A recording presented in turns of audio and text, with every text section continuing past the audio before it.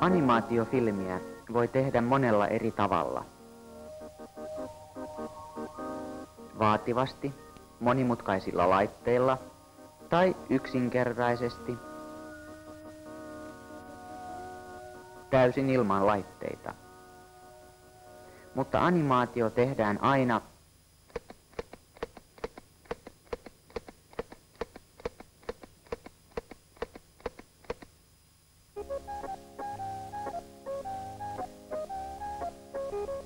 filmin käsikirjoitus tehdään yleensä niin sanottuna storyboardina, jättiläismäisenä sarjakuvana.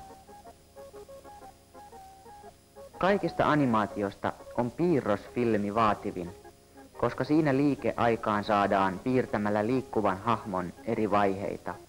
Tässä näkyy piirrosanimaatiojakson valmistus noin 100 kertaa nopeutettuna.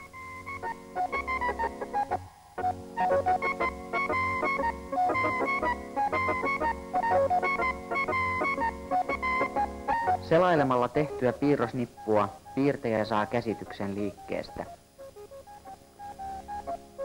Piirrokset jäljennetään läpinäkyvälle selluloidikalvolle, joita tarvitaan toistakymmentä kappaletta joka filmisekuntia varten.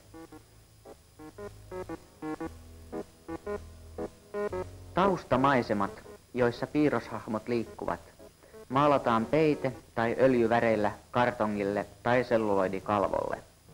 Kuvaus tapahtuu erikoisessa kamerapöydässä, jossa on useita tasoja. Näin saadaan filmiin kolmiulotteinen vaikutelma.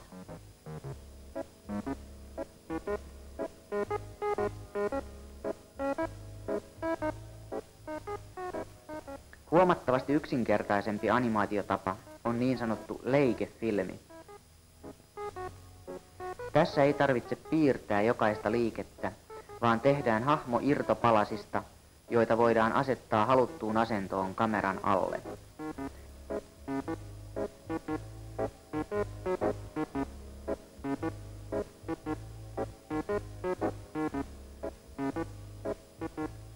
Kuvataan ruutu tai kaksi ja siirretään palaset uuteen asentoon.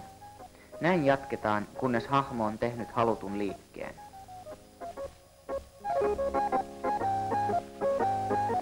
Kameratelineen ei tietenkään tarvitse olla näin monimutkainen. Pieni jalustalla oleva kamera on yhtä tehokas.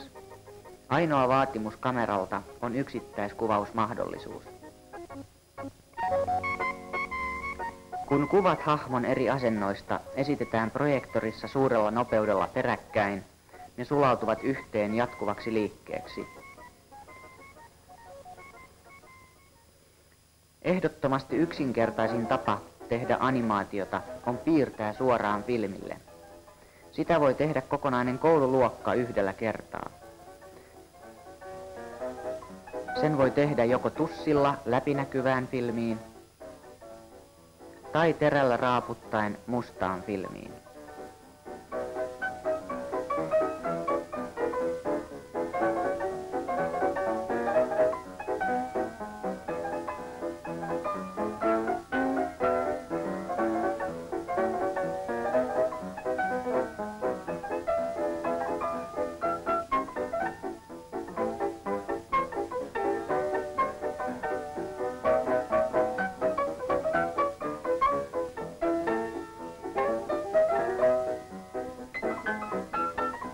Mustalla taulullakin voi tehdä animaatiota. Piirretään taululle viiva, otetaan 2-3 kuvaa, piirretään toinen viiva ja niin jatketaan, kunnes taulu on täynnä. Saamme tyhjästä kasvavan piirroksen.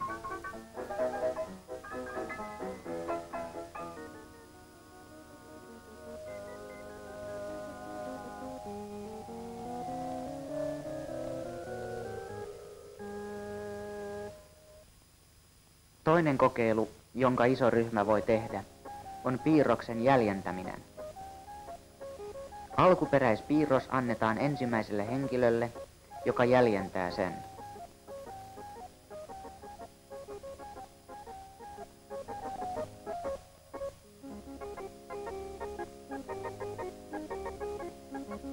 Hän antaa jäljennöksensä seuraavalle ja näin jatketaan. Tässä on kohdistuksen saamiseksi käytetty metallista tappiliuskaa ja paperit on vastaavasti reijitetty. Joka vaiheessa piirros tietenkin muuttuu hieman.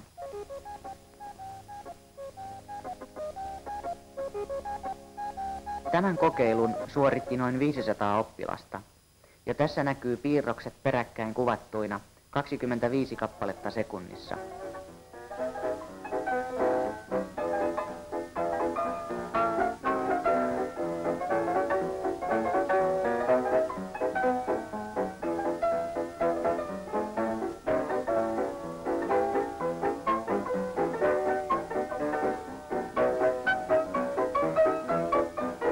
Ja tällainen oli siis alkuperäispiirros. Animaatiofilmin näyttelijöinä voi käyttää myös ihmisiä. Kuvattavat henkilöt siirtyvät ja kamera laukaistaan. Näin jatketaan.